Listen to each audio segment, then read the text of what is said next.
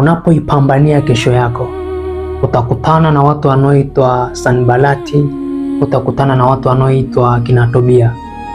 Watu hawa ni watu ambao wanapatikana kwenye kitabu cha Nehemia, wakati ambapo Nehemia ameenda kujenga ukuta wa Yerusalemu. Alikutana na kina Sanbalati pamoja na Tobia. Nehemia Mungu alimpa maono akajenge upya ukuta ambao ulibomoka, na akaenda akafanya hivyo, lakini mwisho wa siku akakutana na wakatisha tamaa, akakutana na watu ambao wanaitwa vision mockers, watu ambao wanapuuza maono ya watu, watu ambao wanadharau maono ya watu. Sasa mwisho wa siku nataka nikwambie kwamba utakutana na watu wanaopuuza maono yako, utakutana na watu wanaodharau ndoto yako, utakutana na watu wanaokusema kwa kejeli kuhusu maono yako, utakutana na watu ambao wanakupinga kwa makusudi kuhusu maono yako. Watu hawa ni ngumu kuwakwepa.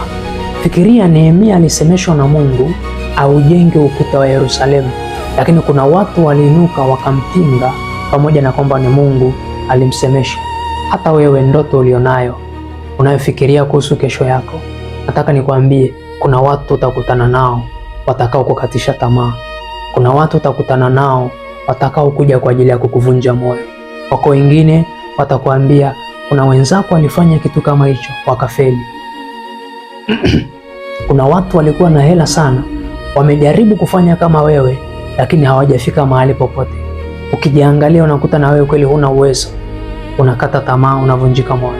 Lakini nikwambie, siku zote Mungu alichokuambia au Mungu anayekuonyesha kuhusu kesho yako, kumbuka, anafahamu uwezo ulionao na anajua kabisa ya kwamba unaweza kuifikia kesho yako.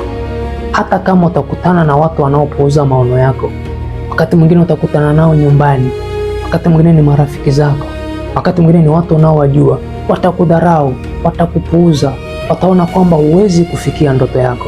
Lakini nataka nikutie moyo, kama ni Mungu amekusemesha kuhusu kesho yako, wewe mtazame tu yeye, mtazame tu Mungu, usitazame watu, usisikilize wanaokukatisha tamaa. Endelea kusimamia lile unaloliona, endelea kuchukua hatua ndogo ndogo ili zikupeleke kwenye kusudi la maisha yako. Hawa watu wanaopuuza maono ya watu wapo, hawakosekani. Kwa hiyo namna ya kuwashinda ni kuendelea kutazama lile neno Mungu alilokuambia, ile picha ya kesho unayoiona, endelea kuisimamia hiyo. Weka msimamo kwenye picha yako ya kesho na utaona tu matokeo.